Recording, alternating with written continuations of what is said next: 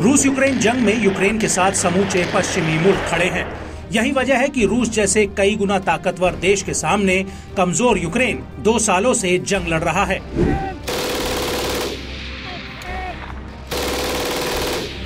हालांकि युद्ध की शुरुआत के बाद से मौजूदा हालात में काफी उतार चढ़ाव भी आया।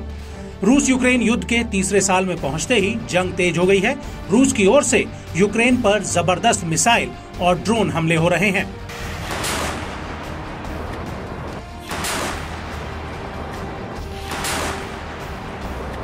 पुतिन की सेना एक एक कर पश्चिमी देशों की ओर से यूक्रेन को दिए गए हथियारों को तहस नहस कर रही है।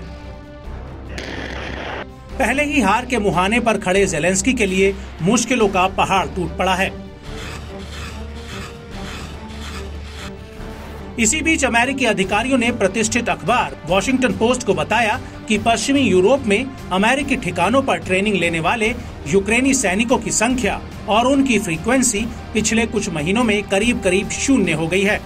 इससे जाहिर होता है कि यूक्रेन में रूसी सेना से लड़ने के लिए सैनिकों की भारी कमी हो रही है।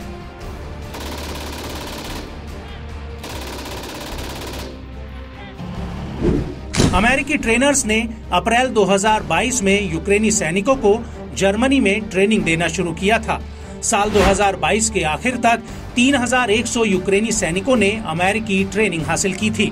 बताया जाता है कि यूक्रेन के विनाशकारी ग्रीष्मकालीन जवाबी हमले के लिए जनवरी 2023 में 12 ब्रिगेड्स को प्रशिक्षित करने के लिए कार्यक्रम का विस्तार किया गया था। हालांकि अमेरिकी अखबार ने अधिकारियों के हवाले से दावा किया है कि जर्मनी में प्रशिक्षित आखिरी ब्रिगेड ने जनवरी या फरवरी में अमेरिका के सबसे बड़े विदेशी प्रशिक्षण कमांड पोस्ट ग्राफेनवोहर को छोड़ दिया था। इसके बाद के महीनों में किसी को भी प्रशिक्षित नहीं किया गया है।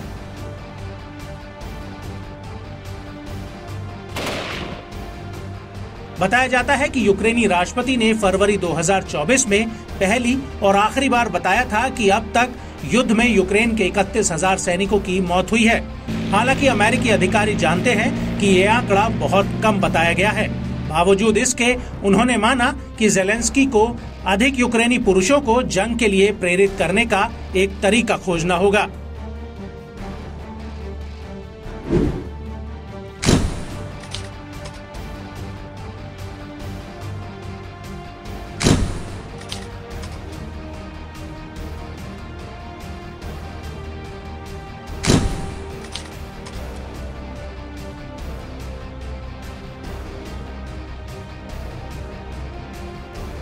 इसी बीच यूरोपियन यूनियन के विदेश नीति प्रमुख ने यूक्रेन की कम होती मिलिट्री पावर पर बड़ा बयान दिया है। माना जा रहा है कि जोसेफ बोरेल ने इशारों में यूक्रेनी राष्ट्रपति ज़ेलेंस्की को आईना दिखा दिया है।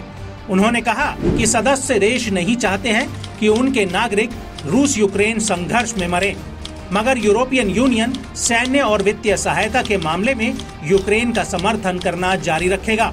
यूरोपीय लोग डॉनबास के लिए मरने नहीं जाएंगे, लेकिन हम इससे बच सकते हैं कि यूक्रेनियन को डॉनबास के लिए लंबे समय तक मरना पड़ेगा। गौरतलब है कि रूस के साथ संघर्ष की शुरुआत के बाद से यूरोपीय संघ ने यूक्रेन को वित्तीय, सैन्य, मानवीय और शरणार्थी सहायता में 100 बिलियन यूरो यानी कि 107 बिलियन डॉलर से ज्यादा की राशि मुहैया कराई है। इतना ही नहीं, ब्रुसेल्स यूक्रेन के लिए रूस के फ्रीज किए गए केंद्रीय बैंक भंडार के पैसों का इस्तेमाल करने पर भी विचार कर रहा है। हालांकि यूरोपियन यूनियन के सहयोगियों के साथ इस मुद्दे पर अभी कोई सहमति नहीं बन पाई है। ब्लॉक के शीर्ष राजनयिक ने स्वीकार किया कि कीव के लिए धन आवंटित करने का मुद्दा मुश्किल है, मगर ब्रुसेल्स ने रूस के खिलाफ युद्ध के प्रयासों में यूक्रेन की मदद करने का वादा किया है। बहरहाल, इस बात से भी इनकार नहीं किया जा सकता कि यूरोपियन यूनियन के भीतर भी यूक्रेन की मदद पर खर्च को लेकर विवाद बढ़ता जा रहा है। ऐसे में आने वाले वक्त में देखना काफी अहम रहेगा कि हथियारों की कमी से जूझ रहा यूक्रेन सैनिकों की कमी से कैसे उबर पाता है।